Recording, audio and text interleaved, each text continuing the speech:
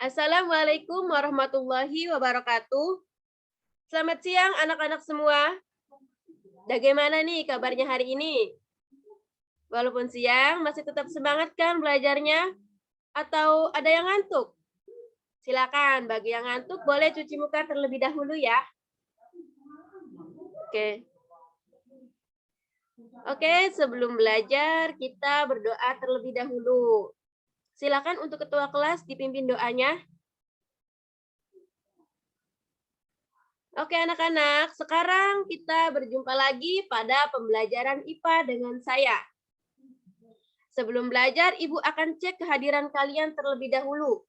Siapa nih yang belum masuk Zoom? Alhamdulillah ya, udah masuk semua. Kemudian, sepertinya ada yang belum on cam nih.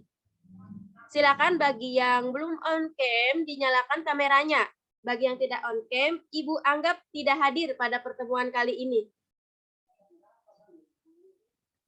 Oke, alhamdulillah ya, hadir semua, cantik-cantik semua, sudah on cam semua, dan juga ganteng-ganteng, cantik-cantik nih. Udah siap belajarnya? Iya dong, siap tentunya. Oke, sebelum belajar, Ibu mau bertanya dulu nih kepada kalian. Siapa yang di rumahnya suka merawat, memelihara tumbuhan, atau berbagai macam bunga? Oh, Rohani punya? Iya, Lia juga punya ya. Oke, banyak yang punya di sini ternyata. Oke, sebentar. Ibu akan share screen terlebih dahulu.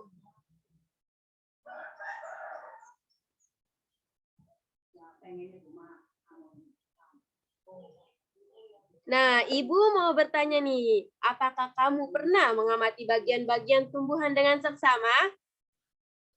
Kemudian, tahukah kamu tumbuhan tersusun atas organ dan jaringan apa saja? Ayo, siapa yang tahu? Siapa yang mau menyebutkan?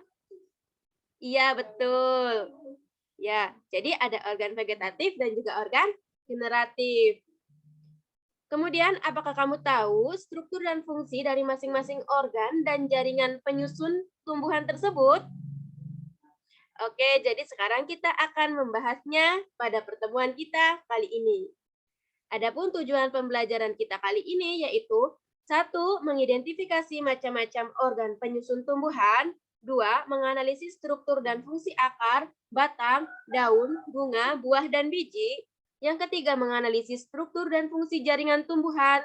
Yang keempat, mengidentifikasi teknologi yang terinspirasi dari struktur jaringan tumbuhan. Jadi pembelajaran kita kali ini yaitu terkait struktur dan fungsi tumbuhan. Oke, selanjutnya kita akan membahas terkait tumbuhan terlebih dahulu. Jadi tumbuhan itu terbagi menjadi 2 kelompok besar.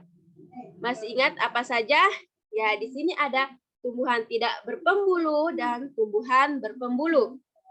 Tumbuhan tidak berpembuluh ada tumbuhan lumut atau Bryophyta. Kemudian tumbuhan berpembuluh dibagi lagi menjadi 2.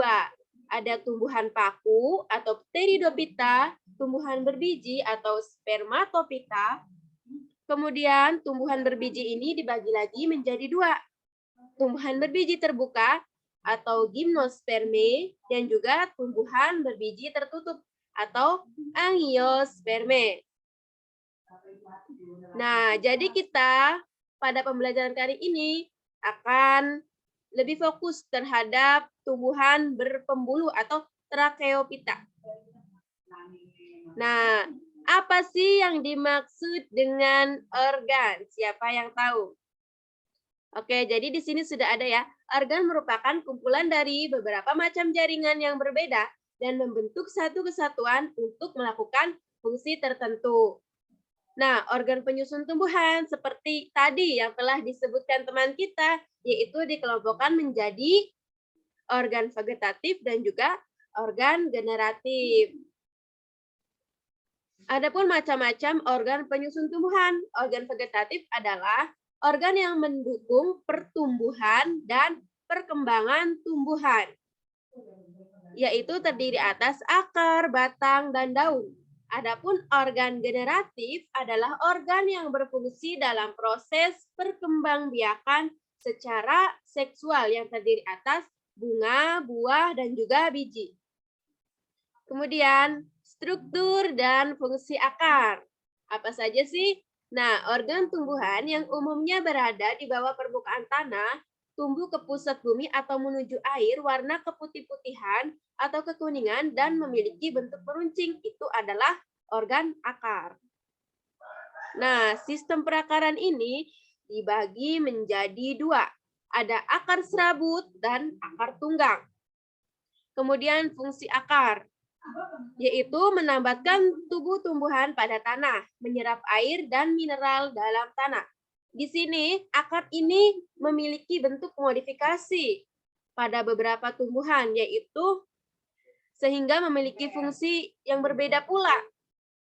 Yang pertama yaitu untuk menyimpan cadangan makanan, seperti contohnya pada bengkoang dan juga singkong. Kemudian untuk menyerap oksigen atau bernafas, contohnya pada tumbuhan bakau. Nah, di sini ada jenis-jenis akar ya. Ada akar tunggang dan juga akar serabut. Akar tunggang pada tumbuhan dikotil, akar serabut pada tumbuhan monokotil. Kemudian struktur dan fungsi batang.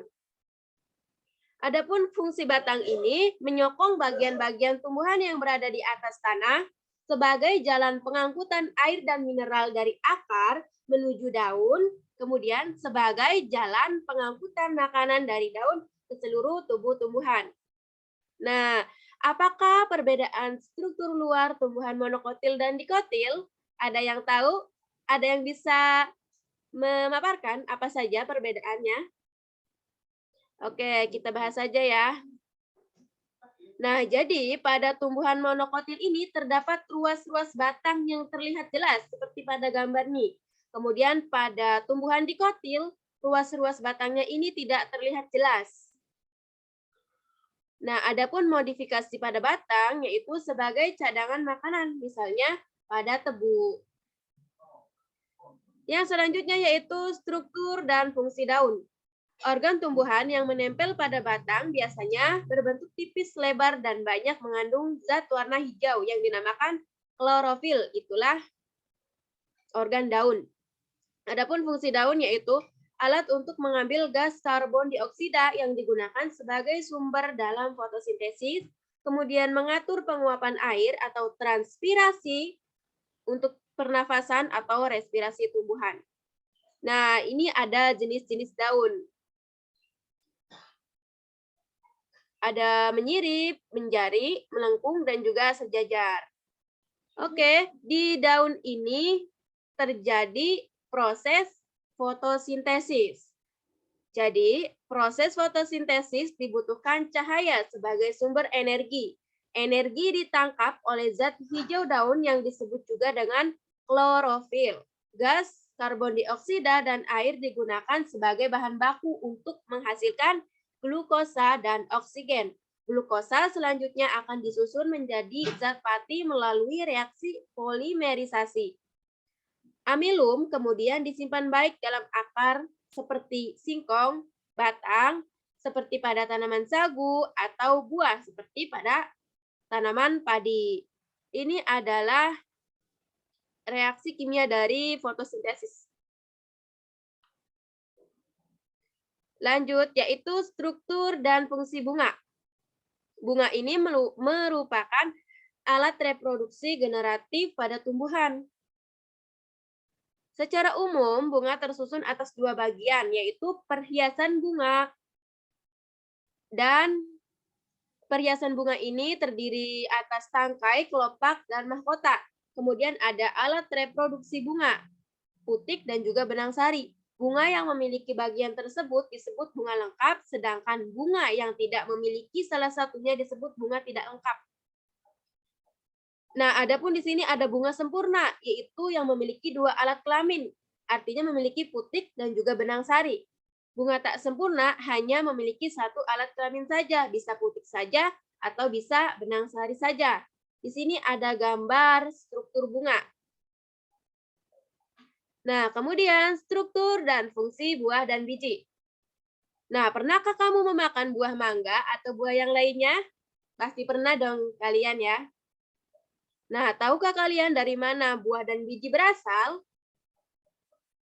Masih ingatkah kalian bagian-bagian dari bunga tadi yang telah Ibu paparkan? Oke, salah satu bagian dari bunga adalah putik. Putik terdiri atas 3 bagian, yakni bakal buah, tangkai putik, dan juga kepala putik. Nah, di dalam bakal buah ini terdapat satu atau lebih bakal biji atau disebut juga dengan ovul. Pada perkembangan selanjutnya, bakal buah akan berkembang menjadi buah, sedangkan bakal biji ini akan berkembang menjadi biji. Oke, selanjutnya kita akan membahas terkait struktur dan fungsi jaringan pada tumbuhan. Apa sih yang dimaksud dengan jaringan itu? Jaringan adalah sekumpulan sel yang memiliki struktur yang sama yang membentuk suatu kesatuan untuk memberikan fungsi tertentu. Jaringan pada tumbuhan ini terbagi menjadi dua. Ada jaringan meristem dan ada jaringan permanen. Coba, ada yang tahu tidak apa itu jaringan meristem? Ayo, siapa? Rohani, bisa? Oke, Naili? Ya. Jaringan permanen apa? Siapa yang bisa? Juliana? Oke, betul ya. Kita akan membahas. Apa itu jaringan meristem? Jaringan meristem atau jaringan embryonal adalah jaringan yang sel-selnya masih aktif membelah diri. Berdasarkan asal terbentuknya terbagi menjadi meristem primer dan meristem sekunder. Nah, berdasarkan letaknya yaitu meristem apikal, lateral, dan interkalar. Kemudian ada meristem primer, jaringan meristem pada tumbuhan yang sel-selnya masih aktif membelah. Umumnya terletak pada ujung batang dan ujung akar. Oleh karena itu, meristem primer ini menyebabkan pertumbuhan primer pada tumbuhan atau perpanjangan pada akar ataupun batang. Kemudian ada meristem sekunder, yaitu berasal dari sel-sel dewasa yang berubah sifatnya menjadi meristematik kembali atau aktif membelah kembali. Contohnya pada kambium pembuluh dan kambium gabus. Nah, aktivitas kambium menyebabkan tumbuhan mengalami pertumbuhan sekunder sehingga batang ini menjadi membesar. Nah, adapun di sini jaringan meristem berdasarkan letaknya terbagi menjadi 3. Ada meristem apikal, lateral, dan interkalar. Meristem apikal letaknya yaitu di ujung batang dan ujung akar. Adapun meristem lateral letaknya pertumbuhan ke arah samping, contohnya pada kambium. Kemudian interkalar terdapat pada dasar ruas tumbuhan monokotil yang berperan menambah panjang pada internodus atau ruas. Terlihat pada gambar ya. Oke, lanjut. Kemudian ada jaringan permanen. Apa sih jaringan permanen itu? Jaringan permanen atau jaringan dewasa merupakan jaringan yang bersifat non-meristematik atau tidak aktif membelah lagi. Nah, jaringan ini berasal dari pembelahan sel-sel meristem primer dan sel-sel meristem sekunder yang telah mengalami diferensiasi atau mengalami perubahan bentuk sehingga memiliki fungsi tertentu. Nah, di sini ada macam-macam jaringan dewasa. Kita akan bahas satu persatu. Ada jaringan pelindung, yaitu terdapat di seluruh permukaan luar tumbuhan untuk melindungi bagian dalam tumbuhan. Contohnya yaitu jaringan epidermis. Ada jaringan dasar, yaitu jaringan yang hampir terdapat pada seluruh bagian tumbuhan. Nah, berperan dalam semua proses fisiologi pada tumbuhan. Contohnya yaitu jaringan parenkim. Lanjut, yaitu ada jaringan penyokong atau jaringan penguat. Berperan untuk menunjang bentuk tubuh tumbuhan. Terdiri atas jaringan kolenkim, yaitu untuk menyokong bagian tumbuhan yang masih muda, dan jaringan sklerenkim, jaringan penguat yang sifatnya ini permanen. Kemudian ada jaringan pengangkut atau vaskuler, yang terdiri atas xilem dan phloem. Xilem berfungsi untuk mengangkut air dan zat-zat terlarut di dalamnya dari akar menuju ke daun. Sedangkan phloem berfungsi untuk mengangkut makanan dari hasil fotosintesis dari daun ke seluruh tubuh tumbuhan. Oke. Apakah yang Ibu paparkan tadi sudah jelas atau sudah bisa dipahami? Atau masih ada yang bingung? Silakan, jika masih ada yang bingung, boleh ditanyakan. Oke, sudah paham semua ya? Alhamdulillah. Sekarang kita lanjut ke diskusi. Silakan kalian dibagi menjadi 3 kelompok, kemudian analisislah struktur dan fungsi jaringan pada akar, batang, dan daun. Jadi kelompok 1 ini menganalisis struktur dan fungsi jaringan pada akar, kelompok 2 pada batang, kelompok 3 pada daun. Silakan Ibu kasih waktu 5 menit untuk kalian berdiskusi. Kemudian kalian paparkan hasilnya di sini.